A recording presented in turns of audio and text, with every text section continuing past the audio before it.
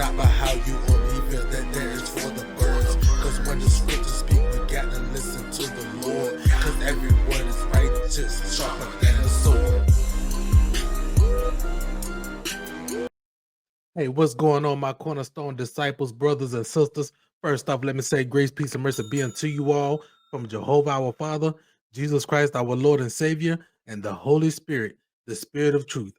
All right, today we about to go ahead and we're going to end off with Exodus chapter 40. This is the last chapter of Exodus, and then we're going to be going to Leviticus. I can't wait to get to Leviticus because there's a lot that need to be broke down in Leviticus that a lot of people like the Hebrew Israelites and the Christians and so on and so forth, where they be saying that the Lord saying something. Overall, it's a lot that need to be talked about when it comes down to Leviticus. But anyway, please, if y'all can, man, please just like this video right now, man. Go ahead and hit that like. I know y'all see me, y'all hear me talking. Just hit that like for me and subscribe if you haven't yet subscribed. Ring that bell notification so you can get notified to the videos that I put up.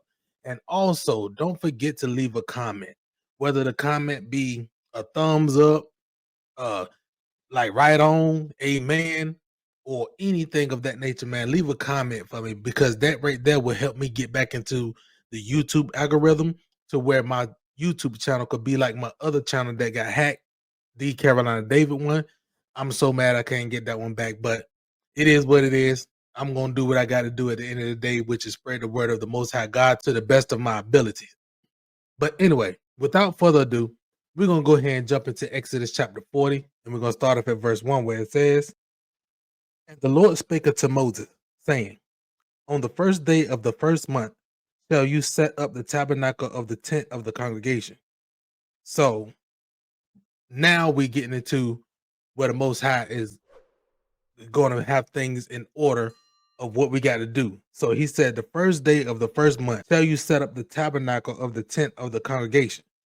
And then he said, and you shall put therein the ark of the testimony, cover the ark with the veil, and you shall bring in the table, and set in order the things that are to be set in order upon it.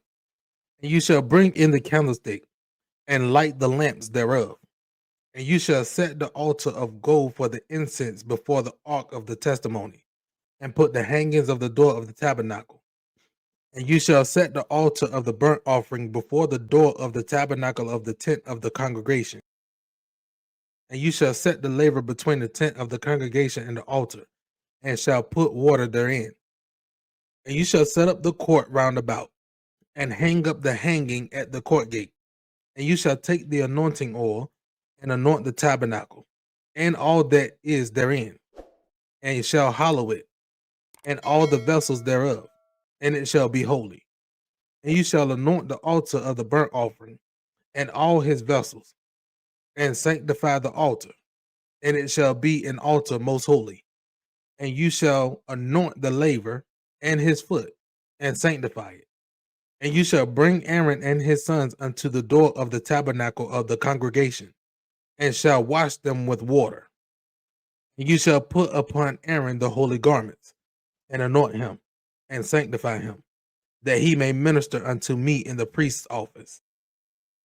And you shall bring his sons, and clothe them with coats, and you shall anoint them, as you did anoint their father, that they may minister unto me in the priest's office. For their anointing shall surely be an everlasting priesthood throughout their generations.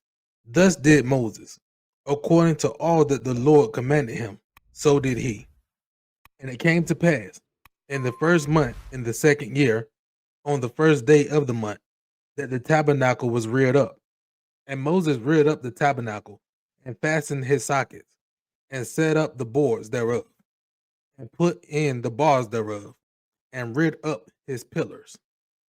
He spread abroad the tent over the tabernacle, and put the covering of the tent above upon it, as the Lord commanded Moses.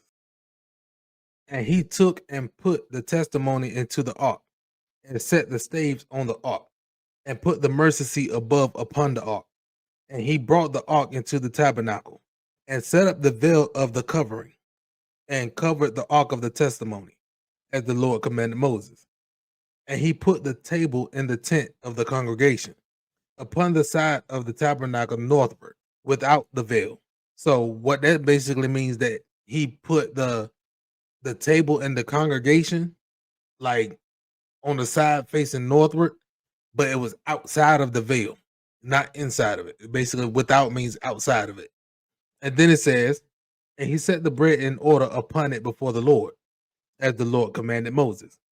And he put the candlestick in the tent of the congregation over against the table on the side of the tabernacle southward. And he lighted the lamps before the Lord, as the Lord commanded Moses. And he put the golden altar in the tent of the congregation before the veil. And he burnt sweet incense thereon, as the Lord commanded Moses. And he set up the hanging at the door of the tabernacle. And he put the altar of burnt offering by the door of the tabernacle of the tent of the congregation, and offered upon it the burnt offering and the meat offering, as the Lord commanded Moses. And he set the laver between the tent of the congregation and the altar, and put water thereon to wash withal. So basically, he put that laver in there and put water in it so that they could wash their hands and wash themselves or whatever, so that they could be clean to go into the tabernacle. And Moses and Aaron and his sons washed their hands and their feet thereat. See, they cleansed themselves so they could be holy, because it was entering into a holy place. When they went into the tent of the congregation, when they came near unto the altar, they washed, as the Lord commanded Moses. And he reared up the court round about the tabernacle and the altar, and set up the hanging of the court gate. So Moses finished the work. Then a cloud covered the tent of the congregation, and the glory of the Lord filled the tabernacle. That got to be a sight to see. Like, could y'all imagine, like, after everything is set up and the Lord just come down and he just like he didn't. It's just the Holy Ghost basically came down and just filled the whole place, and you just see it with before your eyes, man. That got to be a sight to see. But continuing, it says, and Moses was not able to enter into the tent of the congregation, because the cloud abode thereon, and the glory of the Lord filled the tabernacle. And when the cloud was taken up from over the tabernacle, the children of Israel went onward with all their journeys. But if the cloud were not taken up, then they journeyed not till the day that it was taken up. For the cloud of the Lord was upon the tabernacle by day, and fire was on it by night, in the sight of all the house of Israel throughout all their journeys. So right there is basically, for one, the cloud. When it says the cloud of the Lord, that right there, now listening at it, now reading, I see now that the cloud of the Lord is basically the Holy Ghost. The Holy Ghost was on the tabernacle by day, and then it says by night it was fire. So like basically the Holy Ghost was there, and even the children of Israel, they, whenever the cloud was there, when it was over, whenever the Holy Ghost was basically over the tent and over the congregation, they couldn't go nowhere. They had to sit still.